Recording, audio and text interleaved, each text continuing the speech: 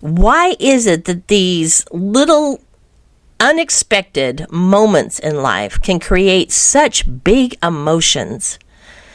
And what do we do with them? How do we get rid of them? How do we really get into a place that we feel peaceful? We're always talking about that, aren't we? Well, today, that's what we're going to cover in this episode. How to handle the curveball. How to handle those unexpected changes and still feel fabulous, or at least close to it. All right, let's get going. Welcome to the Real Positive Change Podcast. I'm your host, Kathy Freeman, and this is a place where art and wellness gently come together. A space where women can pause, breathe, and renew their souls. Here we talk about how artistic expression through creating, writing, and crafting becomes a powerful support for both the mind and the body. A simple practice I call Creative Reminders helps you slow your thoughts, calm your heart, and notice God's presence in your everyday life. So wherever you are today, driving, folding, laundry, or sitting with a cup of something warm, take a breath and let's begin. Welcome back to the Real Positive Change Podcast. I'm Kathy Freeman, and I'm so grateful you're here. Today's episode is a personal one because I've been walking through a season of emotional transformation, and it has changed the way I move through my day, the way I show up for my family, and honestly, the way that I feel about my whole life. My husband said to me just this past week, 3 separate times, "I love this change you've made. I don't know what you're doing, but keep doing it." Okay, now you need to understand this is over a holiday weekend. And typically for me, holiday weekends, as much as I love them and all the wonderful things they bring, they also create an enormous amount of stress within me. And inevitably, sometime during the holiday, usually towards the end, I've just packed up so much emotion that I typically would get irritable, frustrated, sharp-tempered, you know the scene. And unfortunately, he gets the brunt of it. So I have been working on these changes, making some real changes for myself, and it's exciting to me. I can feel them. But for him to notice it and to bring it to my attention, that to me is proof in the pudding, girls. Proof in the pudding. I love it. So today we're talking about the story model. I came up with this. I was thinking about all the things I'd learned and have shared in the past, and the way that I've tried to lay things out to teach people these skills, these tools, and it just occurred to me, we're always telling ourselves a story. That is just what it is. It is a story. Every single day is a story. And so I thought, why not call it the story model? Because as I started thinking about those words, I was looking for some kind of acronym that would make it easy for people to remember and to be able to follow the process. And that's when this fit perfectly. It's simple, it's powerful, it's a way to understand what's really happening inside you emotionally and how to stay centered and connected to God even when your day takes an unexpected turn. If you're someone who likes life to flow really smoothly, I do. I mean, I can handle the ups and downs of different things, and I do like variety, but I also like to have a routine, and I like to be able to plan my day, even if it's just, one day at a time. But when I plan it, I like it to follow through that way with no glitches, no last-minute changes. But today was not one of those days. I'm first going to explain to you the story model and help you understand what it is, how it all fits into this. So let's take the S. The S stands for stimulus or the situation. This is what happens externally. An unexpected schedule change, a frustrating moment, a conversation that catches you off guard. Maybe it's just even a tone of voice, a decision that has been made. Even silence. Those moments when someone's frustrated and they give you the silent treatment. None of us have done that, right? But we probably all felt it. Who's kidding ourselves? We've all done it to somebody. Those silent moments. Your day begins to shift just from some simple situation, which then brings on the thought, that's our T, That's the first meaning that we give to the situation. Your mind instantly assigns meaning to it. This meaning is quick, it's automatic, and usually shaped by the world around you. It's typically the first interpretation. It's something like, this is frustrating. I didn't expect this to happen. I don't like this. I wasn't ready for this. So many other examples we can give, but it's usually that first thought. It's the meaning that you give to that particular situation that's happening right at that moment. And from that thought, remember, comes the next step, which is your original emotion. And it's our O in story. This is the natural, it's the emotional response that we get from our thought. It might be typically irritation, maybe a little disappointment, maybe sadness, surprise, or even concern. It is honest, human, and absolutely valid. I want you to know that. That first emotion, we may not like it, but it is honest. It's true. It's how we're feeling. So let's acknowledge that. All right? Let's not shame it. Just say, this is what I'm feeling right now. Just recognize that. That's what's being created from that thought. But then, as I've shared in past episodes, comes that second layer of emotion. And I'm going to call it the reflection. And it's our R in story. This is the deeper emotional level, the one that turns the moment into a mirror. Yes, I said a mirror. It's the reflection that comes from it. Reflection is the meaning you attach to the situation about yourself. It sounds like, maybe I'm not important. Maybe I did something wrong to upset them. I'm being replaced. I'm not valued. This always happens to me. It's whatever statement it is. The statement always reflects back on ourselves, and that's how you can recognize it. It's talking to you. It's telling you. It's saying something about you, like, oh, maybe I shouldn't do this because I'll upset them. Something like that. This is where the second emotion forms, the heavier one. Reflection is where insecurity and fear and shame and old wounds quietly slip into. And this is what intensifies our emotions.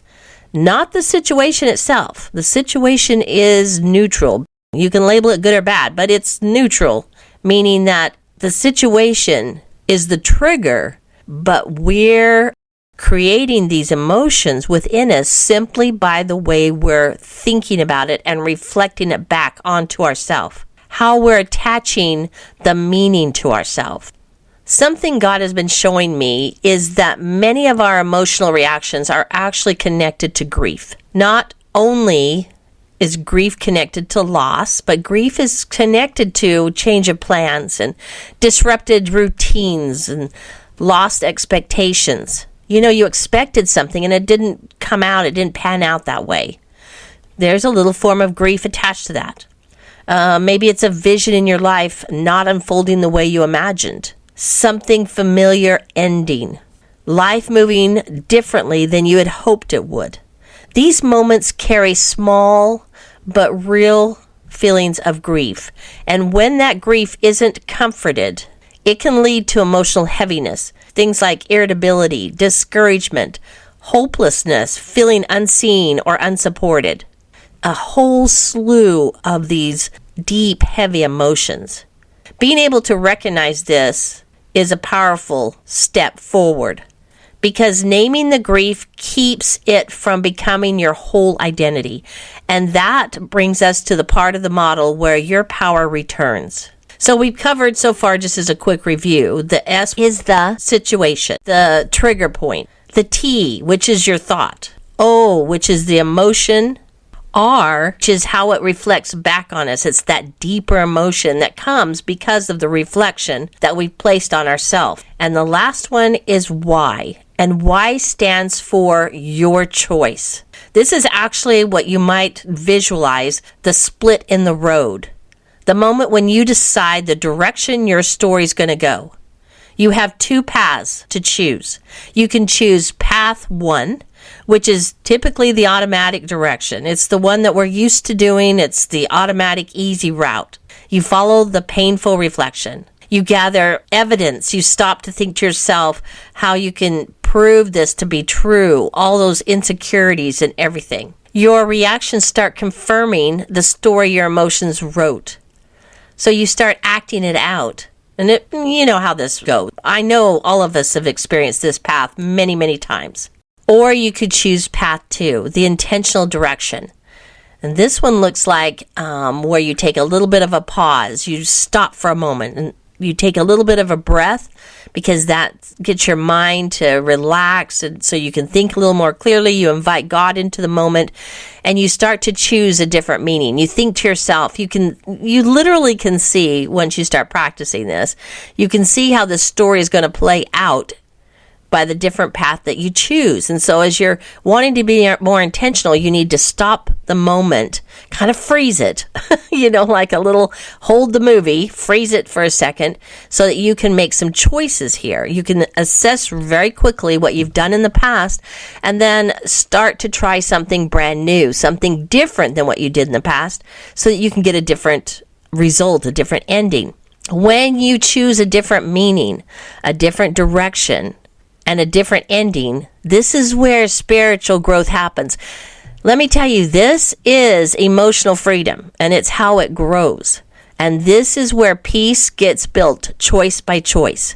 Now, I'm going to give you 2 creative reminders in this episode that I think would fit perfectly with what I've been talking about. And you can slip them right into this particular section of the why in story. First one that I love to put in my journal is this one. I choose to follow the example of God and be a light to others. What I do matters. I matter.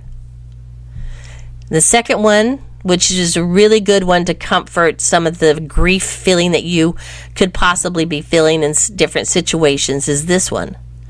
In my sorrow, I choose to lean on God's everlasting love. He sees my pain, and I trust that He will heal my heart over time. I will rest in His promises, knowing He is with me every moment of grief. A great scripture to add to this is Psalms 147, verse 3. He heals the brokenhearted and binds up their wounds. As you record these and write these out in your journal, that act of writing and that act of taking and adding maybe some color or an image or something visually to add to it will be your way of choosing the intentional path, the path towards peace. Don't make it complicated. You don't have to sit down and make this long step-by-step process. It needs to be quick, and it needs to be easy and convenient for you. And if all you can do is just glance at your creative reminder and speak it over in your mind several times, that's perfect. That's all you need. If you have the time, later you can go back in and add some art, add some kind of a visual. If you're not an artist, if you're listening to this and you say, I'm not an artist, I can't do that, you can pick a picture out of a magazine, a newspaper, anything. You can find yourself something that can illustrate this thought and this feeling for you. And that's important, is to create some kind of art and illustration around it so that it will really anchor itself into your mind. I want to go back to, I'm a little bit flabbergasted at how much my husband noticed this past week. I truly just felt very peaceful through many different situations. They had no effect on me. I felt great. I wasn't even aware that I was, reacting in such a way, but he noticed. He did notice. And so I thought, wow, this is awesome. So in closing, let me share with you, your emotions are not the problems. Your story is simply asking to be understood. And as you begin to see your emotional process through the story model, you will start navigating your day with more grace, more resilience, and definitely so much more peace. I can testify to that. You're learning deeper trust. You're learning to follow God's will instead of forcing your own. And you're learning to see your story through His eyes. Thank you for spending this time with me today. You are seen. I want you to know you are significant, and God is walking with you every step of the way. Until next time, this is Kathy. reminding you that your story is still unfolding and God is not finished writing beauty into it. If today's episode encouraged you, share it with a friend. You can also visit me at realpositivechange.com for creative reminders, journaling prompts, and simple practices to carry you into your week. Until next time, take a small moment to create, to notice, and to begin again.